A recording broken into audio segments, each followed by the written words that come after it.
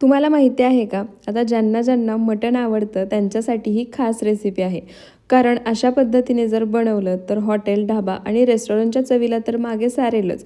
पण बनवायला इतकी सोपी आहे की अगदी कोणीही बनवू शकेल आणि चवीमध्ये फरक अजिबात पडणार नाही. त्यासाठी सर्वात आधी गॅसवर कुकर गरम करायला ठेवलाय. कुकर गरम झाला की आता यामध्ये 4 चमचे तेल घालायचं.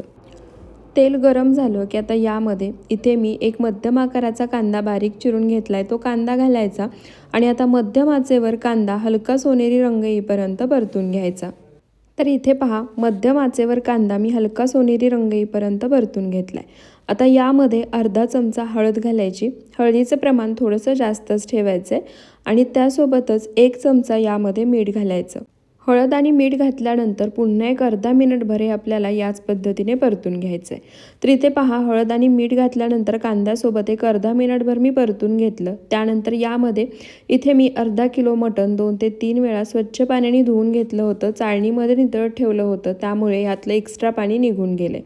आता हे मटण यामध्ये घालायचं आणि पुन्हा एकदा 2 ते 3 मिनटं कांद्याच्या मसाल्यासोबत परतून घ्यायचं. गॅसचा फ्लेम मीडियम टू लो ठेवायचा आहे. तर इथे पहा, 2 ते 3 मिनटं मटण मी छान असं परतून घेतलं आहे. त्यानंतर आता याच्यावरती एखादी खोलगट ताटली ठेवायची. मी कुकरमध्ये हे मटण घातलं आहे, पण कुकरची शिट्टी करून घेणार नाही आहे. हे कुकरची शिट्टी न करताच मटण आपल्याला शिजवून घ्यायचं आहे. ताटली ठेवून एक 2 ते 3 मिनटं हे मटण मी छान असं वाफवून घेतलं आहे. पुन्हा सांगते, गॅसचा फ्लेम मीडियम टू लो होता. झाकण काढायचं, मटण पुन्हा एकदा खालून एकसारखं मिक्स करून घ्यायचं, म्हणजे हे मटण खाली लागणार नाही. आपण यामध्ये मीठ घातले, त्यासोबतच मटणाला स्वतःचं असं पाणी सुटतं आणि त्यामध्येच हे मटण सुरुवातीला एक 15 मिनटं आपल्याला छान असं वाफवून घ्यायचं आहे. त्यानंतर पुन्हा ताटली ठेवायची आणि यामध्ये पाणी घालायचं. ताटलीवरती पाणी घातलं की याचं बाष्पीभवन होतं आणि त्यामुळे आतमध्ये सुद्धा मटणाला अगदी छान पाणी सुटतं. आता पुन्हा एक 4 ते 5 मिनटं मीडियम टू लो फ्लेमवर हे मटण आपण वाफवून घेऊया. 4 ते 5 मिनटानंतर तुम्ही पाहू शकता, पुन्हा एकदा मटणाला छान असं पाणी सुटलं आहे आणि त्यासोबतच ताटलीमध्ये जे आपण पाणी घातलं होतं ते सुद्धा गरम झालं आहे. पुन्हा एकदा हे मटण मी खालून एकसारखं मिक्स करून घेते. पुन्हा ताटली याच्यावरती ठेवायची आणि पुन्हा एक 3 ते 4 मिनटं हे मटण आपण वाफवून घ्यायचं. तर यामध्ये सुरुवातीला मी एक 10 ते 15 मिनटं अजिबात पाण्याचा वापर केला नाही आहे. असंच हे मटण वाफवून घेतलं आहे. एक 10 ते 15 मिनटानंतरच यामध्ये आपल्याला पाणी घालायचं आहे. तर इथे पहा, एक 10 ते 15 मिनटामध्येच मटणाला किती छान पाणी सुटलं आहे. यामध्ये मी एक थेंबभरही बाहेरचं पाणी घातलं नाही आहे. मटणाला स्वतःचं असं आणि मिठामुळे सुटलेलं हे पाणी आहे. त्यानंतर आता यामध्ये ताटलीमधलं जे पाणी आहे, जे गरम झालं आहे, ते गरम झालेलं पाणी यामध्ये घालायचं. मटण शिजवून घेताना लक्षात ठेवा, थंड पाण्याचा वापर अजिबात करायचा नाही, नाहीतर मग मटण व्यवस्थित शिजत नाही, ते रबरासारखं होतं. त्यामुळे शक्यतो गरम पाणी घालूनच हे मटण आपल्याला शिजवून घ्यायचं आहे. पाणी घातल्यानंतर मटण एकदा खालून एकसारखं हलवून घ्यायचं. पुन्हा तीच ताटली यावर ठेवायची. यामध्ये पुन्हा पाणी घालायचं आणि हे गरम झालेलं पाणी पुन्हा या मटणामध्ये घालायचं. मटण शिजेपर्यंत तुम्हाला जेवढ्या क्वांटिटीमध्ये रस्सा बनवायचा आहे त्यानुसार तुम्ही गरम पाणी करून यामध्ये घालू शकता. आता मटण शिजते तोपर्यंत आपण एक वाटण तयार करून घेऊया. तर त्यासाठी सर्वात आधी मी वाटण्यासाठी लागणारं साहित्य भाजून घेते. त्यासाठी मी गॅसवर तवा गरम करायला ठेवला आहे. त्यामध्ये एक मोठा चमचा तेल घालायचं. तेल गरम झालं की इथे मी अर्धी वाटी चिरलेलं खोबरं घेतलं आहे, ते घालायचं. इथे मी सुकं खोबरं वापरते आहे आणि आता मंद आचेवरती खोबरं तेलामध्ये छान लालसर रंग येईपर्यंत परतून घ्यायचं.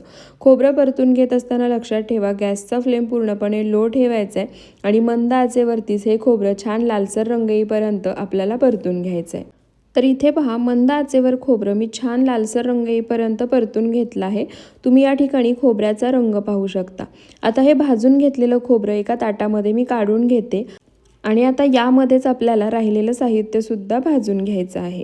तर इथे सर्व खोबरं मी ताटामध्ये काढून घेतलं आहे. तव्यामध्ये थोडंसं तेल शिल्लक आहे. आता यामध्ये इथे मी एक मोठा कांदा उभा पातळ चिरून घेतला आहे. आता हा चिरलेला कांदा यामध्ये घालायचा आणि या तेलामध्ये कांदासुद्धा आपल्याला मीडियम टू लो फ्लेमवर छान सोनेरी रंग येईपर्यंत परतून घ्यायचा आहे. तर इथे पहा, कांद्याचा रंग हलका हलका बदलायला लागला आहे. हलकासा सोनेरी रंग येईपर्यंत कांदा मी भाजून घेतला आहे. आता यामध्ये इथे मी 15 ते 16 लसणाच्या पाकळ्या आणि आलं घेतलं आहे, ते घालायचं आणि आता कांदा छान लालसर रंग होईपर्यंत कांद्यासोबतच लसूण आणि आलंसुद्धा भाजून घ्यायचं. तर इथे पहा, कांदासुद्धा मी छान लालसर रंग येईपर्यंत भाजून घेतला आहे, त्यासोबतच लसूण आणि आलंसुद्धा भाजून घेतलं आहे. आता हे भाजून घेतलेलं सर्व साहित्य एका ताटामध्ये आपण काढून घेऊया. तर आज हा मसाला मी मिक्सरला बारीक न करता छान खलबत्त्यामध्ये कुटून बनवणार आहे, त्यामुळे याची चव भन्नाट लागते. तर त्यासाठी इथे मी खलबत्ता घेतला आहे. आता सुरुवातीला आपण खोबरं बारीक करून घ्यायचं आणि त्यानंतर पुढचं साहित्य. त्यासाठी इथे मी जे खोबरं आपण भाजून घेतलं आहे ते खलबत्त्यामध्ये काढून घेते आणि छान बारीक असं कुटून घेते. जर बारीक असं कुटलं जात नसेल तर तुम्ही यामध्ये थोडंसं पाणी घालू शकता. पाणी घालून हे कुटून घ्यायचं. तर इथे पहा, खोबरं मी छान असं बारीक होईपर्यंत कुटून घेतलं आहे. आता यामध्ये जो आपण कांदा, लसूण, आलं भाजून घेतलं आहे ते सुद्धा काढायचं. तर इथे मी सर्व साहित्य घेतलं आहे, त्यासोबतच मूठभर कोथिंबीरसुद्धा घेतली आहे. कोथिंबीरसुद्धा या मसाल्यामध्ये मी कुटून घेणार आहे.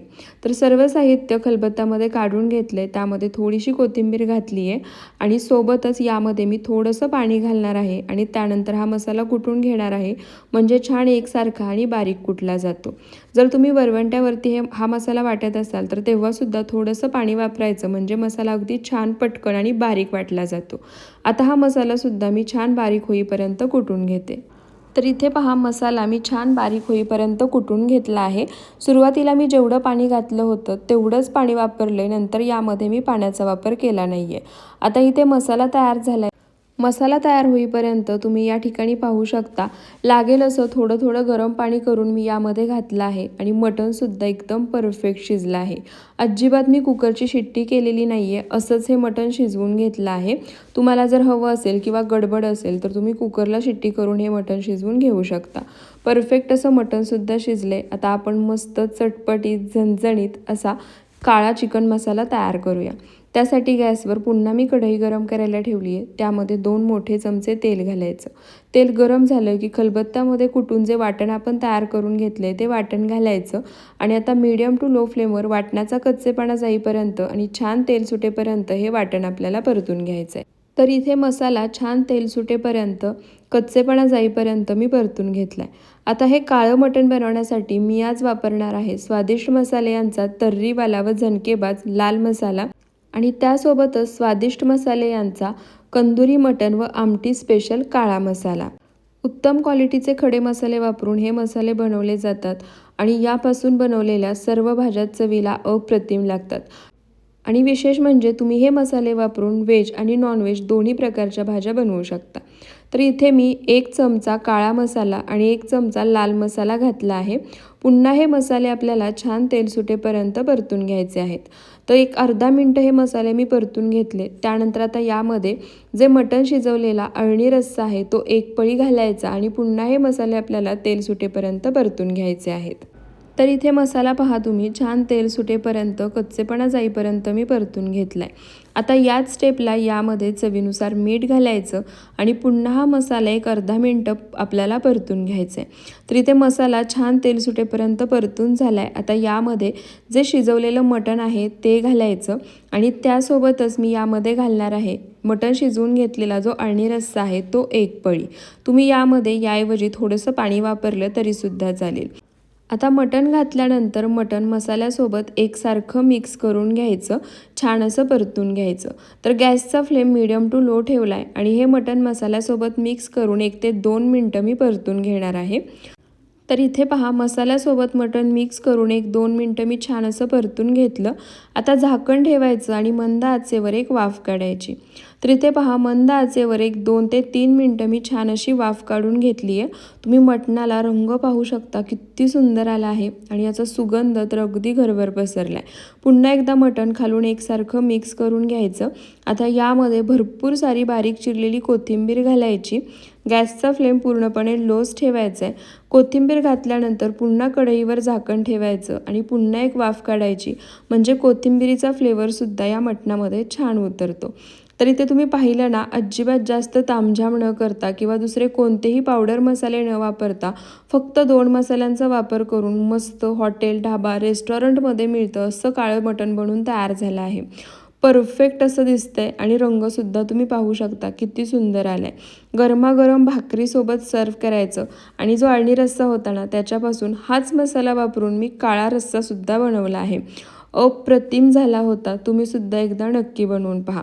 आणि तुम्हाला जर हे स्वादिष्ट मसाले यांचे मसाले ऑर्डर करायचे असतील तर डिस्क्रिप्शन बॉक्समध्ये मी सर्व डिटेल्स दिले आहेत, तिथून तुम्ही हे ऑर्डर करू शकता.